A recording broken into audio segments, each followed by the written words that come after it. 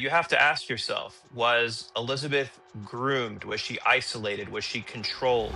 The attorney for the mother of 16 children removed from a so-called house of horrors is questioning her mental health. Is Elizabeth Ciders insane? Is she a victim of abuse herself or a perpetrator? Plus, we have an update on Gary Ciders Sr. from his lawyer as questions swirl about images from inside the home circulating online. We're digging into all of it. She says she's not a victim. Her own lawyer doesn't believe her. That's the part nobody's talking about. Elizabeth Ciders sat across from her attorney multiple times for hours, and something she said, something she did, scared him enough to go to a judge and ask a simple, brutal question. Is this woman even capable of standing trial? And look, we all knew something was off with this case the second it broke. 16 kids removed from a house on Omar Street, 18 births since 2008, a set of conjoined twins who didn't survive. You already know what I'm about to say, because you felt it the first time you saw those photos leak online. The dirty mattress, the writing scratched into a wall. The images have been circulating for weeks. Law enforcement did not release them, and the prosecutor has said the people who took them could be prosecuted for trespassing. We've obtained images from inside the home that match the images posted on TikTok. Law enforcement did not release these, and Law and Crime did not take these photos. They were shared with us. They show a kitchen and what appears to be a bedroom area with a dirty mattress and writing on the wall that states, "God protect him." All of this makes you wonder, what was going on in that house? The lawyers for Elizabeth and Gary Sr. say it shows extreme poverty. Prosecutors say the Ciders were hiding the children and causing them serious physical harm. We have so many questions when it comes to this case. How are the children doing? And the question at hand, was Elizabeth Ciders a victim? Is she a perpetrator, or is she both? Is that even possible? God protect him. That's not a family photo. That's a cry for help nobody answered for almost 2 decades. Elizabeth was 15 when she married Gary Ciders Jr., 15. 7 months pregnant at the altar, according to the timeline laid out in court filings. Elizabeth Ciders has been married since she was a teenager. She was just a child, 15 years old, and she gave birth to her first child that same year. And really, she hasn't stopped giving birth since 2008. She hasn't had a break. She's given birth to 18 children since 2008.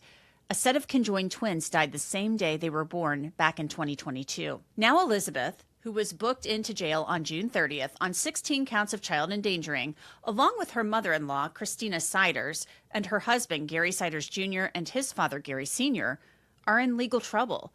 The child endangering charges are second-degree felonies and carry the possibility of major prison time if they are convicted. All of the Ciders family members have pleaded not guilty. She gave birth 2 months later, and then it just didn't stop. Pregnancy after pregnancy, year after year, inside a household run by her husband and his parents. Now her attorney, a man named Tommy Stolle, has filed a motion asking for a full competency evaluation. And here's where it gets interesting. He didn't stop there. He asked in the same filing for an insanity evaluation too. And the attorney representing Elizabeth Ciders has reached that point. He's requesting a competency evaluation for his client. This comes after mental competency exams were requested and granted for Elizabeth's husband, Gary Jr., and her in-laws, Gary Sr. and Christina. But the request for an evaluation comes with an added layer for Elizabeth. This is not just about competency. It's also about possibly laying the groundwork for an insanity defense. Attorney Tommy Stolle wrote, "Now comes counsel for the defendant, who hereby respectfully moves the court for an order that a formal evaluation be conducted in order to determine whether the defendant is competent at this time to stand trial to the offenses as charged herein. Alternatively, if the defendant is found to be competent, counsel hereby simultaneously requests that the defendant undergo an evaluation to determine if she is not guilty by reason of insanity, because she was suffering from a condition which would produce legal insanity at the time of the alleged offenses. Defense counsel makes this motion in good faith to determine defendant's mental condition at the time of the offenses charged and whether defendant is competent to stand trial on the offenses charged." Stolle said he's observed things in his meetings with Elizabeth Ciders that concern him. Stolle wrote, "Counsel is prepared to provide a more detailed accounting of his concerns and the specific conduct giving rise to the concerns directly to the court and eventually to the evaluating medical professionals. So Stolle is signaling that he would like to share the information with the judge and not the public. But he also says he's still in the dark about much of the case. Stolle continued, "As of the filing of this motion, the defendant has not been indicted, and therefore, counsel does not have all of the facts, evidence, or circumstances of this case or the defendant's subsequent arrest. However, in the interim, counsel has met with the defendant on numerous occasions and for extended periods. During these interactions, counsel has been able to observe the defendant's demeanor, conduct, and comprehension. These interactions lead counsel to believe that the defendant may be suffering from significant mental health issues and that competency may be an issue and a clear impediment to the defendant's ability to assist in her own defense." Well, Not one or the other. Both, depending on what the first one shows. Here's the thing, though. Stolle says he's watched her behavior in private meetings and it's rattled him enough to put it in writing to a judge. He won't say publicly what he saw. He's saving that for the court and for whatever medical professionals end up evaluating her.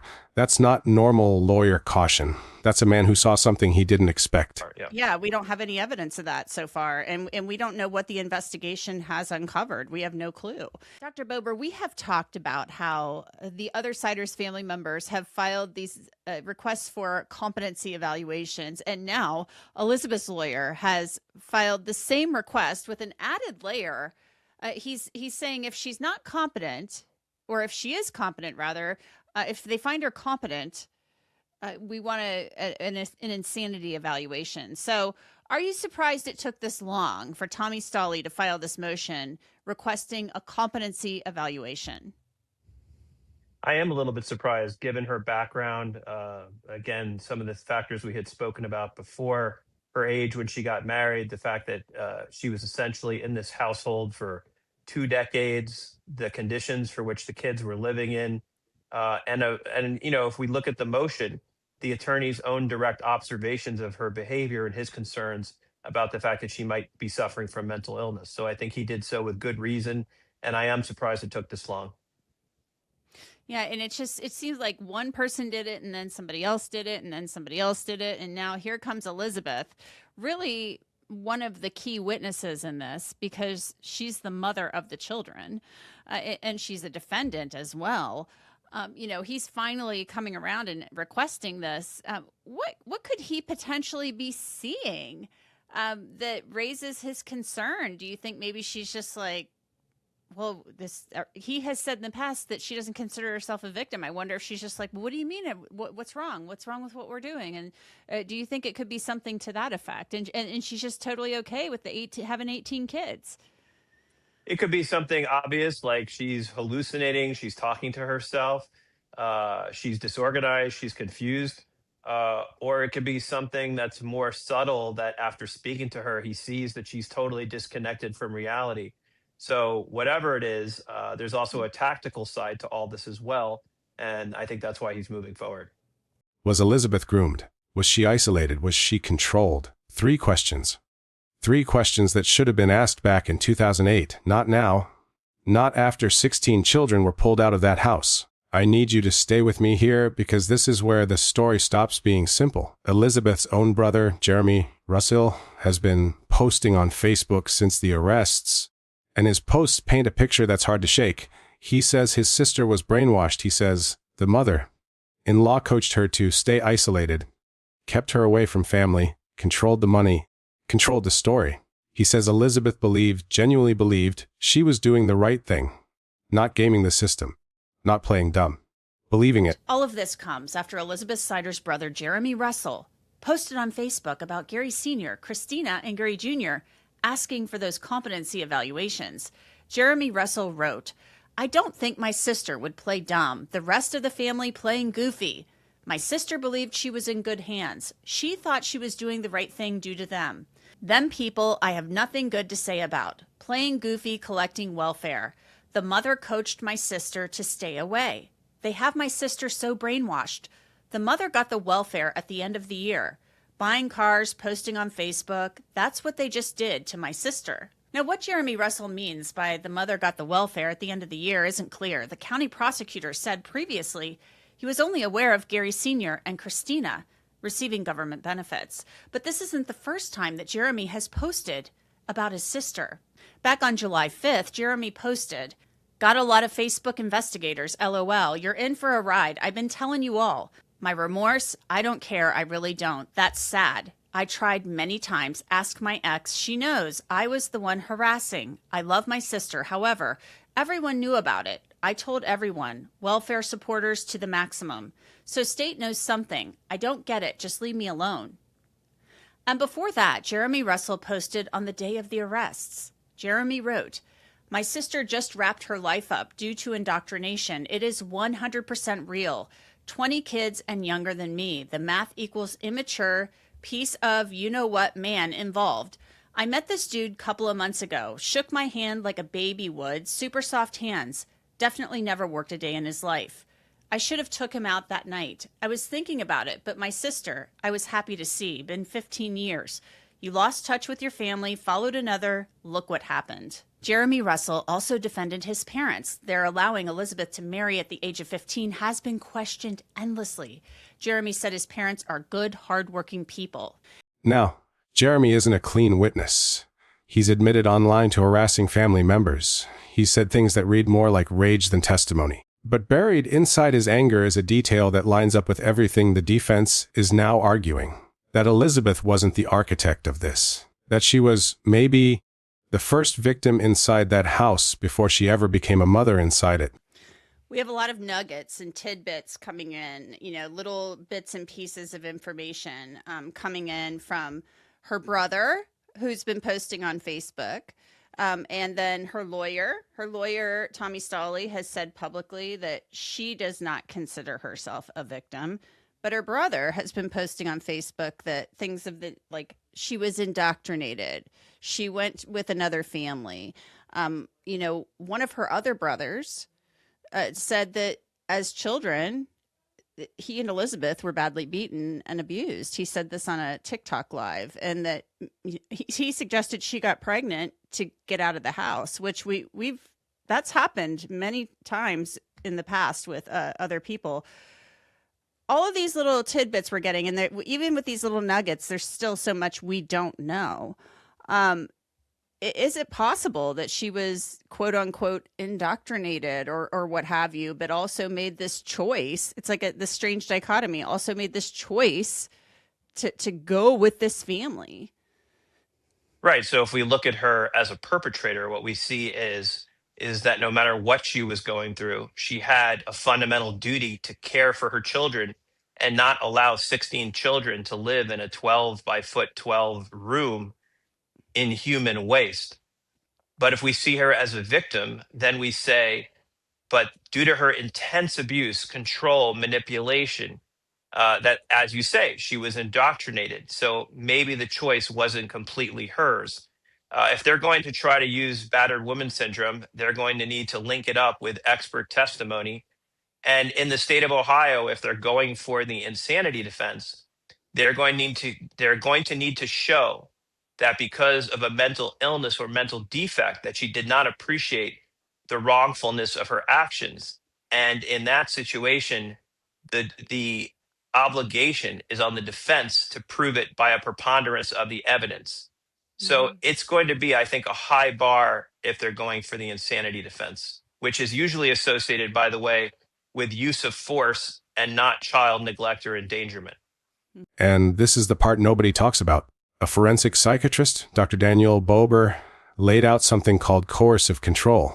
Into this question about whether Elizabeth Ciders could be a victim and both a perpetrator. I want to bring in Dr. Daniel Bober. He's a forensic psychiatrist, and he's been joining me to offer some brilliant commentary on this case. Dr. Bober, thank you so much for coming back on. Thank you so much. Dr. Bober, there's been a lot of talk about Elizabeth Ciders potentially being a victim here. She was 15 years old when she was married. She was 7 months pregnant, it appears, at the time that she was married, gave birth 2 months after she was married in 2008. And then we know what happened after that, all these other pregnancies. Is it possible that Elizabeth Ciders is both a victim and somebody who is guilty of child endangering? So it's a very interesting question. I think this case, more than a lot of the others, really shows the interface between mental health and law. And it really demonstrates how, when you take the same set of facts, whether you're the prosecution or the defense, you can tell a very different story. And as you pointed out in the beginning, here we have Elizabeth, who marries Gary, herself a child, 15 years old, goes through 18 pregnancies. I think she lost two that were conjoined twins. Hmm. And you have to ask yourself, was Elizabeth groomed? Was she isolated? Was she controlled? Was the activities of the family dictated by her husband and the in laws? She may have been trapped in an environment in what we call coercive control, where she was subject to manipulation, isolation, and didn't really have anyone to turn to. And when I said how you can take the same set of facts and tell a very different story, the prosecution would say, hey, she could have left anytime she wanted to. She could have asked for help. But we know there is a well known psychological phenomenon called battered woman syndrome, which is not an official diagnosis in the DSM. And obviously, I have not examined her personally. But in this particular syndrome, we can see the effects of learned helplessness, believing that there's no way out, trauma bonding, where you become psychologically dependent on your abuser, and a situation where you're hyper vigilant, you're always looking for threats in the environment, and you don't really feel like you can leave. And this is why a lot of people in the public will say, well, why didn't she just leave? Well, this is the reason. So it will ultimately come down to, I believe, a battle of the experts in this case to show that Elizabeth may not have had the psychological mechanisms or abilities to leave this relationship, and may have had less culpability than the prosecution may believe. It's not an official diagnosis you'll find in a manual, but psychiatrists see it constantly in cases like this one. Learned helplessness. Trauma bonding, where the victim becomes psychologically tied to the person controlling them. Hypervigilance, always scanning for the next threat, never feeling safe enough to leave, even when leaving looks obvious to everyone standing outside the situation. The public asks, why didn't she just walk away? That question right there is exactly why coercive control works. Because from the outside, walking away always looks simple. Well, why would, I'm trying to figure out, why would somebody want to keep children isolated like that? We know from the records that the six older children were enrolled in school at some point in time, back in like the 2020, realm or whatever. Why would you want to keep kids isolated? I mean, kids go to school, they play with people. I'm not understanding the logic here, and we haven't gotten any information to explain that. But what are your feelings as a forensic psychiatrist about a motivation, a potential motivation for keeping children isolated and, as the prosecutor has said, hidden from the public? Well, we've seen similar cases that could involve the paranoia about government institutions and government control or indoctrination. It could involve a shared delusion about the outside world and being suspicious of their motives. And it could just be that they wanted to control these kids, that they received some gratification from doing that. So it could be any number of reasons. But again, if there is a psychotic disorder, and again, we've seen no evidence of that so far, that could fall under the category of mental disease or defect. Mhm. It could, but it doesn't necessarily mean that That, you're not criminally right. liable And just that she didn't because know it you was have. wrong. In fact, the counter argument to that would be, well, but they made attempts to conceal it, to fly under the radar. So there's some consciousness of guilt there, that we need to keep this thing under wraps and hide it from society and from the authorities. But here's where I have to slow down for a second, because something about this one sits differently with me. 16 children. 2 more who didn't make it. A woman married as a child herself, who by every account available right now has spent her entire adult life inside one house, controlled by one family, with almost no contact with the outside world. Elizabeth, as we mentioned, was a child herself when she got married and when she gave birth to her first child. And then she had all of these subsequent pregnancies. 2008, that's when she got married. Then we have this very odd Facebook post from Gary Jr. in 2014. And it suggests potentially that he was trying to control her. He stated that, hey, this is something to the effect of, this is Elizabeth. If you are putting pictures of me on social media, take them all down. I think we can infer, I mean, you and I have been around long enough to know that potentially Elizabeth was not using her husband's Facebook and saying, this is Elizabeth, take all the pictures of me down. Don't share them anyway. What does that tell you? Yeah, it tells me that there was a high degree of control over her. I mean, think about this. What it would take to hide these kids, to fly under the radar for this long. Is it something that Elizabeth did by herself? Hard to believe. It seems like it was more of a system that was designed by the husband and the in laws. They had it down to a routine. So I find it hard to believe that she herself was the sole motivation behind these activities. Whatever she did or didn't do, whatever charges stick, if there's a version of this story where Elizabeth Ciders never had a real chance at a different life. And that should bother you. It bothers me. Now let's get back to the facts, because there's more here, and it doesn't get easier. Prosecutors aren't treating this as temporary. The county isn't seeking temporary custody of these kids. They're going for permanent. That's the legal equivalent of saying there's no going back ever. Foster care, possible adoption, a full severing of parental rights. Let's say the prosecutor comes to the conclusion in his evaluation of the evidence in consultation with the two special prosecutors he's appointed that Elizabeth, in some respect, was a victim, but still has criminal liability. I mean, you still charge her maybe with some crimes and pursue those crimes. Do you make a deal? I mean, what do you think happens with So that decision? So you can make a deal, or that psychological evidence could be used as mitigation during sentencing. In other words, this crime occurred, I committed this crime, but due to these factors, due to deep-seated psychological abuse, trauma, control, manipulation, learned helplessness, that I, don't have as much culpability, and that could serve as mitigation during sentencing. Another part of this, Elizabeth has said that through her attorney that she wants to get out of jail on bail and be reunited with her children, but the county is seeking permanent custody of these children. They're not saying this is temporary. They're saying this is permanent. We're going to seek to get these children into foster homes and potentially have them adopted out. That severs the relationship legally. Yeah, as a child and adolescent psychiatrist, I've been involved in a lot of these cases, and the state is very leery about taking away parental rights completely. We look at obviously the standard of what is in the best interest of the child. So when you terminate parental rights, that has to rise to a very high level where you feel like the children are really in imminent danger. But I have to say, given what we know so far, I don't think they're completely unjustified in taking that position.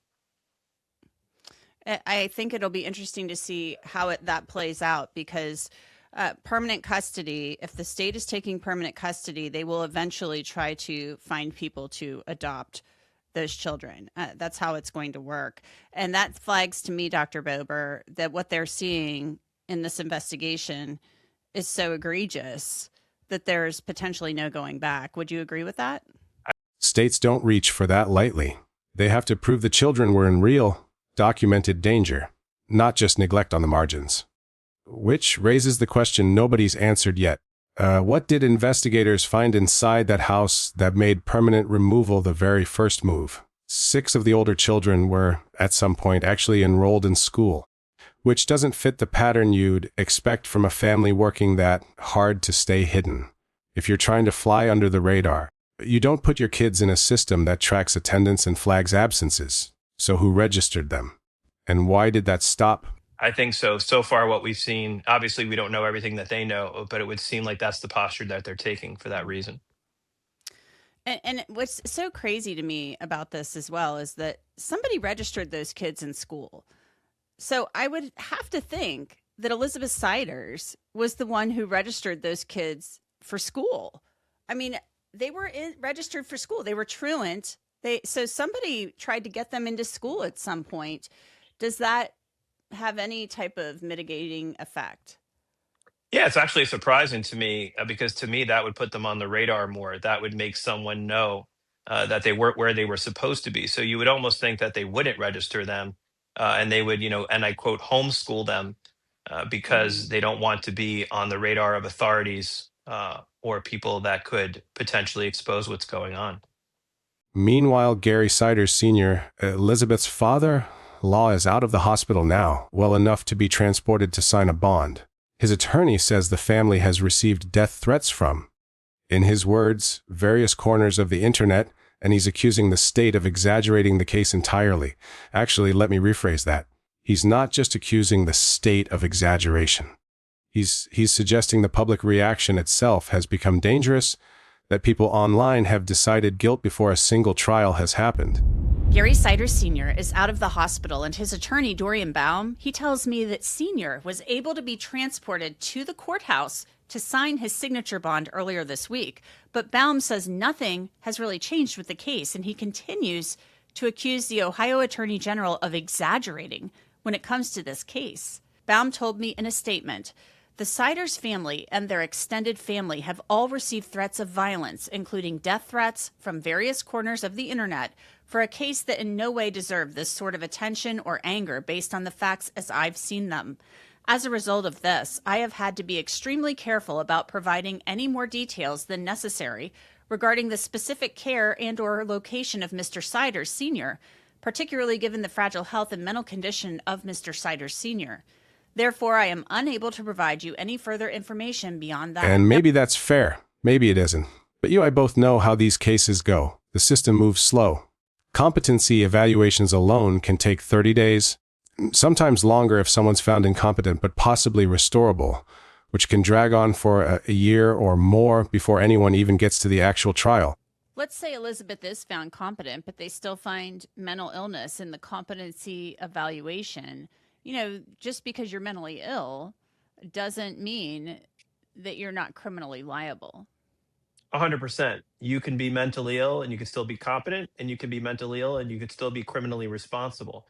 So mental illness per se does not mean that you're incompetent or not guilty by reason of insanity. In Ohio, to be found not guilty by reason of insanity, you need to have a mental illness or defect. And because of that mental illness or defect, you are not able to appreciate the wrongfulness of your conduct. The judge has told the attorneys and the District 9 examiners, that's what they call them, that she wants these evaluations conducted and she wants it done within 30 days. She wants the report. She wants to know, whether these people are deemed competent, all of this stuff. Is that fairly common that the judge would say 30 days, I want this on my desk and file it, and there it is? Yeah, it's a pretty common time frame. And then if she's found incompetent, and then we start getting into incompetent but restorable, or incompetent but not restorable, then that gets into a whole host of other issues. Will she be sent to a hospital, to some other facility where they will try to restore her competency? And given the seriousness of these charges, it could be a year or more for them to determine for that. It could be a year or more for them to determine that she's not restorable. So it'll be interesting to see what happens. Justice, real justice, for 16 kids who spent their childhood in that house is still nowhere close. So here's where I leave you tonight. Was Elizabeth Ciders a woman broken down by 2 decades of control until she couldn't see the harm anymore? Or was she every bit as responsible as the family she married into? Maybe both. Maybe neither answer lets any of us sleep easier. I want to know what you think. Victim, perpetrator, or something in between that the system doesn't even have a name for yet? Put it in the comments, because this case is far from over, and something to the next update is going to be worse than the last one.